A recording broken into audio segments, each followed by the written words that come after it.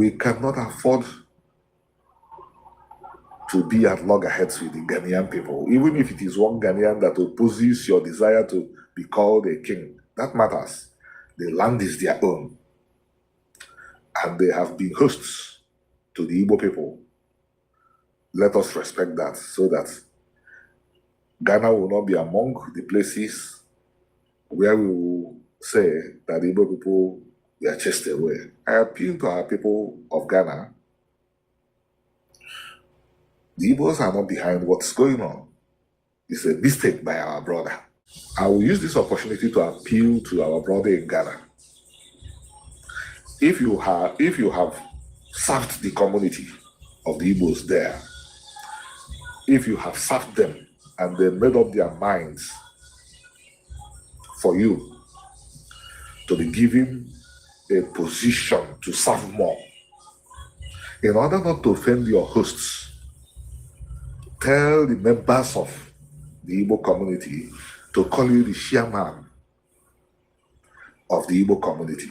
I hope you take my counsel. Hello guys, welcome back to the channel. My name is Delphina and I'm super excited returning back to you. If this is your first time on this channel, please kindly subscribe to the channel, like this video and share this video. Also do also press the notification bell to get notified whenever I drop another one. So today we are checking out a couple of videos from Igbo's in the diaspora who were pleading and asking the man who called himself the king of Igbo's in Ghana to step down. And they also went further begging Ghanaians to please forgive their brother who made a mistake calling himself a king in Ghana. Isn't it the same Igbo's in the diaspora who he claimed they gave him the title king? Is it Eze? I'm not even interested in knowing what that is though, but guys, in order to have a better understanding of this very video, let's get right into it. And at the end of it, please kindly drop your opinion in the comment section. But before we get right into the video, I would like to apologize. Okay, I know my voice is sounding somehow. I'm having catarrh, and at the same time I want to apologize for using voiceovers lately on my videos. I'm not well. I hope you understand. Yeah, so let's get right into it. Good morning everyone. What our friends, especially from Ghana, should know is the subject of this my presentation. Since the past week, the internet has been on fire over the issue of an Igbo who claims to be a king in Ghana, a king of the Igbos. I've seen various Ghanaian responses to him. Fortunately, most of the responses have not been inciting against the Igbo people, so we can engage with them. But I want to make some things very clear. Most of the responses also contain a mistake, at best a mistake, at best again a misrepresentation. I want to alert them. I want to inform them. I want to educate the public about, quote, kingship among the Igbos. The guy in Ghana claims to be the Eze Ndi Igbo in Ghana. And taking on from there, our Ghanaian friends began to assume that Eze means king. I want to disabuse their minds. Eze does not mean king. Eze, etymologically, Eze is somebody who avoids, who shuns, who dodges, essentially, I'll take it again. Eze is somebody who avoids, who dodges, who shuns sins. The Igbo word Eze is the noun form of the word ze. Ze is the verb. Ze means to avoid or to shun or to not have a relationship with. And there is a title, or rather a status among the Igbos, which if you obtain, you will be required to avoid evil doing. That is the etymology of the word is that I have just given you. It is not a title for kings. It is not a title for chiefs. Traditionally, the Igbos did not have kings and chiefs. Any Igbo person that tells you that in the history of the Igbos there have been kings and chiefs is lying to you. The Igbos assimilated the tradition of kings and chiefs from their neighbors, originally from the Gala people and the Bini people. Then, going forward, when the British came to Nigeria, they did not see kings among the Igbos. You want to verify this from older sources. Go to Chinua Achebe's Things Fall Apart, Arrow of God. You know Chinua Achebe, the greatest writer that came out of Africa in the 20th century. When the Europeans came to Nigeria, when they approached the Yorubas, there were kings and emperors. When they approached the Fulanese and the Hausas and the rest of Nigerians, there were kings and emperors. But when they approached the Igbos, they said, "Where are your kings?" The Igbos said, "We do not have kings. Our kings are our elders and priests." So I will use this opportunity to illustrate, to talk about the traditions of authority among the Igbos. But before I get into this, I will conclude the area of this presentation that has to do with the Europeans. Because they used kings and queens and emperors to administer or rule over the other parts of Nigeria, what they did in the case of the Igbo's was to pick up anybody that cooperated with them, brand them warrant chiefs, empower them, and these people are now assuming that they were the kings of the Igbo's. No, they were not. So, the traditions of authority of the Igbo people are, number one, the elders. If you go to any Igbo community, by the way, the communities, the structure of the communities themselves will tell you that there was no tradition of kingship. While in the case of Ghana, you would have like the Ashanti. It's a real empire. It's a real empire covering over a large expanse of territory. At the height of its power, it had some kingdoms under it that it had conquered. Till date, the highest center of authority of any Igbo community is the clan, which is just a collection of families. None of them, as at present day, has over 50,000 persons. It's just a community of families, a collection of families. The oldest man among them is the number one person. Not number one in the sense that he has power over any other person, but he is the first among equals.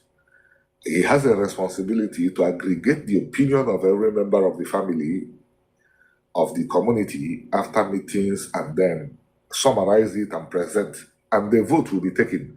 Everybody who is an adult male votes, and they have just one vote like this oldest man.